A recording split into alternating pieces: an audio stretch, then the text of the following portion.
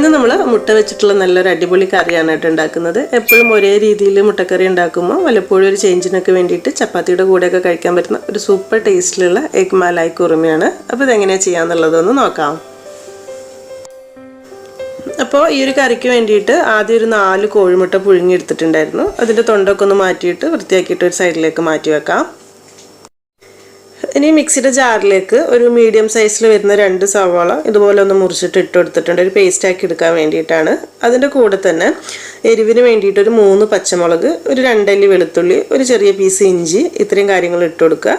അതിൻ്റെ കൂടെ തന്നെ കുറച്ച് പുതിന ഇല, ഒരുപാടൊന്നും വേണ്ടിയിട്ട് 2-3 ഇല മാത്രം മതിയാക്കും, ചെറിയൊരു ഫ്ലേവറിന് വേണ്ടിയിട്ട്. ഇത്രയും കാര്യങ്ങളെല്ലാം കൂടെ ചേർത്തിട്ട് നല്ലൊരു പേസ്റ്റ് ആക്കിയിട്ട് ഒരു സൈഡിലേക്ക് മാറ്റി വെക്കാം. ഇനി കറി വെക്കാനുള്ള പാത്രം ചൂടാക്കി അതിലേക്ക് ഒരു 2-3 ടേബിൾ സ്പൂൺ ഓയിലാണ് ഒഴിച്ചു കൊടുത്തിട്ടുള്ളത്. ഇതിലേക്ക് നമ്മൾ അരച്ച് വെച്ചിട്ടുള്ള ആ ഒരു ഉള്ളിയുടെയൊക്കെ പേസ്റ്റ് ഉണ്ടല്ലോ, അത് മൊത്തത്തിൽ അങ്ങ് ചേർത്ത് കൊടുക്കുക. എന്നിട്ട് ഇനി ഇത് ഒരു 8-10 മിനിറ്റ് ചെറിയ തീയിൽ നന്നായിട്ടൊന്ന് വഴറ്റിയെടുക്കണം കേട്ടോ. അപ്പോഴാണ് ആ ഉള്ളിയുടെ ഒരു പച്ച ടേസ്റ്റൊക്കെ ഒന്ന് മാറി കിട്ടുക, അല്ലെങ്കിൽ ഒരു ടേസ്റ്റ് ഉണ്ടാവില്ല കേട്ടോ. അതെന്തായാലും ശ്രദ്ധിക്കണം. നമ്മൾ പെട്ടെന്ന് കറി റെഡിയാക്കാമെന്ന് വെച്ച് തീ കൂട്ടി വെച്ച് ഇങ്ങനെ മിക്സ് ആക്കി കഴിഞ്ഞാൽ ശരിയായി കിട്ടില്ല. അതായത് ആ ഒരു ഉള്ളി വഴന്ന് വന്ന ഒരു ടേസ്റ്റ് കിട്ടിക്കോട്ടെ, അതിന് വേണ്ടിയിട്ടാണ് നമ്മൾ അങ്ങനെ ചെയ്യുന്നത്. പിന്നെ എളുപ്പത്തിൽ ചെയ്യണമെന്നുണ്ടെങ്കിൽ നമ്മൾ മുൻപൊരു ചിക്കൻ കുറുമയൊക്കെ ചെയ്ത പോലെ വേണമെങ്കിൽ ആദ്യം ആ ഒരു ഇഞ്ചി വെളുത്തുള്ളി സവോളയൊക്കെ ഒന്നങ്ങ് ചെറുതായിട്ടൊന്നങ്ങ് വഴറ്റിയിട്ട് മിക്സിയിൽ അരച്ചിട്ട് ഇതുപോലെ ഒഴിച്ച് പേസ്റ്റ് ആക്കിയിട്ട് വേണമെങ്കിലും ചെയ്യാം. പക്ഷേ ഈ ഒരു മലായ് കറി എന്ന് പറയുമ്പം ഇതുപോലെ തന്നെ ചെയ്യായിരിക്കും നല്ലത്. അങ്ങനെ ഒരു 8-10 മിനിറ്റ് നമ്മൾ ചെറിയ തീയിൽ ഇളക്കി കഴിയുമ്പോൾ അതിൽ ആ വെള്ളമൊക്കെ ഒന്ന് പോയി നല്ലൊരു മണം വരും കേട്ടോ. ഉള്ളിയൊക്കെ വഴന്നിട്ടുള്ള നല്ലൊരു മണമായിരിക്കും വരിക. ഈ സമയത്ത് ഇതിലേക്കുള്ള മസാലപ്പൊടികൾ ചേർത്ത് കൊടുക്കുക. ഒരു ടീസ്പൂൺ മല്ലിപ്പൊടി, ഒരുപാട് മസാലപ്പൊടികൾ വേണ്ട കേട്ടോ ഈ ഒരു കറിക്ക്. അതിൻ്റെ കൂടെ തന്നെ ഒരു 3/4 ടീസ്പൂണിൻ്റെ അടുത്ത് കുരുമുളക് പൊടി, എരിവ് നോക്കിയിട്ട് മതി. പിന്നെ ഒരു ഇത്തിരി മഞ്ഞൾപ്പൊടി, നല്ല വെള്ള കളറുള്ള കറി മതി എന്നുണ്ടെങ്കിൽ മഞ്ഞൾപ്പൊടിയുടെ ആവശ്യമില്ല, വളരെ കുറച്ച് കിട്ടും, നമ്മൾ ലൈറ്റൊരു കളർ കിട്ടാൻ വേണ്ടിയിട്ടാണ്. പിന്നെ ഇതിലേക്ക് കുറച്ചൊരു ജീരകത്തിൻ്റെ പൊടി ചേർക്കുന്നുണ്ട്. നമ്മൾ ചെറിയ ജീരകം ഉണ്ടല്ലോ, അതൊന്ന് ചൂടാക്കി പൊടിച്ച് വെച്ചിട്ടുള്ള പൊടി ഉണ്ടെങ്കിൽ ഒരു 1/4 ടീസ്പൂൺ മുതൽ 1/2 ടീസ്പൂണിൻ്റെ അടുത്ത് ടേസ്റ്റ് നോക്കിയിട്ട് ഇട്ട് കൊടുത്താൽ മതി. എന്നിട്ട് പൊടികളുടെയൊക്കെ ഒരു പച്ചമണം മാറി വരുന്നത് വരെ നന്നായിട്ടൊന്ന് മിക്സാക്കി കൊടുക്കുക. മസാലപ്പൊടികളൊക്കെ പച്ചമണമൊക്കെ ഒന്ന് മാറി വരുന്ന സമയത്ത് ഗ്യാസ് ഒന്ന് ഓഫാക്കി വെക്കുക, അല്ലെങ്കിൽ തീ നന്നായിട്ട് കുറച്ച് വെക്കുക. ഇനി ഇതിലേക്ക് പാലാണ് ചേർക്കുന്നത്, അപ്പോൾ അതുകൊണ്ടാണ് തീ ഒന്ന് കുറച്ച് വെക്കാൻ വേണ്ടി പറഞ്ഞിട്ടുള്ളത്. അപ്പോൾ അതിന് വേണ്ടിയിട്ട് ഞാനിവിടെ 1 കപ്പ് പാലാണ് എടുത്തിട്ടുള്ളത്. ഫ്രഷ് മിൽക്കാണ്, 250 ml കപ്പിലാണ് എടുത്തിട്ടുള്ളത്.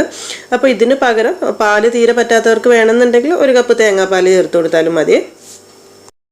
അതിൻ്റെ കൂടെ തന്നെ ഒരു 1/2 കപ്പ് ചൂടുവെള്ളം കൂടെ ഒഴിച്ചു കൊടുക്കുക, കുറച്ചൊരു ഗ്രേവി ഉണ്ടാകാൻ വേണ്ടിയിട്ടാണ്. എന്നിട്ട് എല്ലാം കൂടെ മിക്സ് ആക്കിയിട്ട് ഗ്യാസ് ഓൺ ആക്കിയിട്ട് നന്നായിട്ടൊന്ന് തിളപ്പിച്ചെടുക്കുക. ഈ സമയത്ത് കറിയിലേക്ക് ആവശ്യത്തിനുള്ള ഉപ്പ് ഇട്ട് കൊടുക്കുക കേട്ടോ. കറി ഒന്നങ്ങ് തിളച്ച് വരുന്നത് വരെ ഇളക്കിക്കൊണ്ടിരിക്കുക.